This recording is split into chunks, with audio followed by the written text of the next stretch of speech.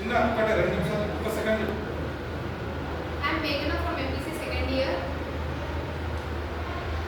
ప్రతి సినిమాలో హీరో ఉంటాడు, విలన్ కూడా ఉంటాడు. అలాగే మన భూమి మీద ఒక సినిమా నడుస్తుంది. ఆ సినిమాలో హీరో, ప్రకృతి మరియు విలన్ ఎవరో తెలుసా? మనుషుల తప్పిదాలు. ప్రకృతి మనకు జీవాన్ని ఇచ్చింది, నీళ్లను, నీరును, గాలిని అన్నిటినీ ఇచ్చింది. కానీ అదే ప్రకృతి ఇప్పుడు మనకు సహాయం చేయమని పిలిపిస్తుంది. గాలి జీవనానికి ఆధారం.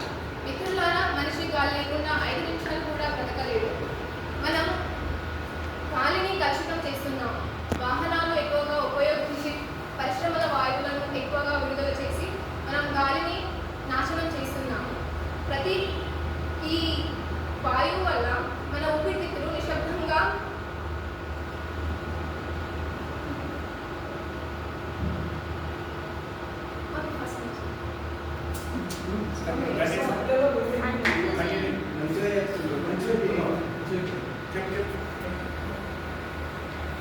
మన ఊపిరితిత్తులు నిశ్శబ్దంగా చనిపోతున్నాయి.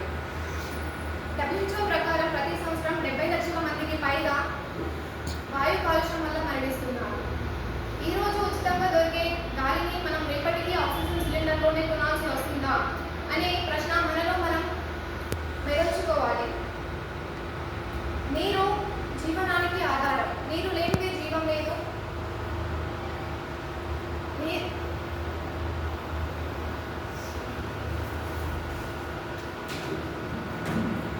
లేనిదే జీవం లేదు. మనం చెరువులు, సరస్సులు, నదులలో ప్లాస్టిక్ రసాయనాలను అన్నిటినీ విడుదల చేసి మనం ఆ నీటిని వృధా చేస్తున్నాము. ఈరోజు ప్రకృతిలో ఉచితంగా దొరికే నీటిని మనం రేపటికి వాటర్ బాటిల్స్లో కొనాల్సి వస్తుంది. ఆల్రెడీ మనం నీటిని వాటర్ బాటిల్స్లో కొనుగోలు చేస్తున్నాం. మనమే నీటిని కలుషితం చేసి మనం ఆ నీటిని కొనాల్సిన పరిస్థితి వచ్చింది. మట్టి ఆహారానికి, మనిషికి జీవనాధారం.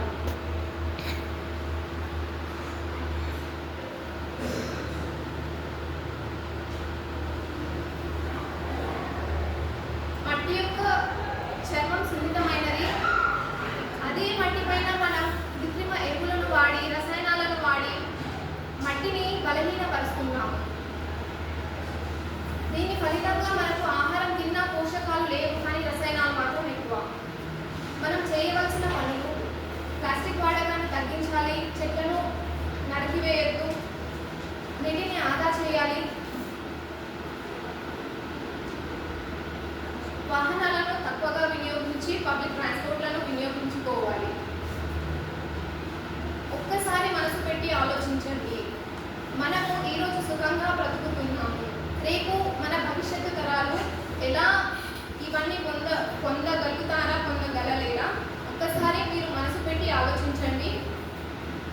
మనము దేన్ని నష్టం చేస్తున్నాము, మన భవిష్యత్తు తరాలకు మనం ఏం అందించగలము?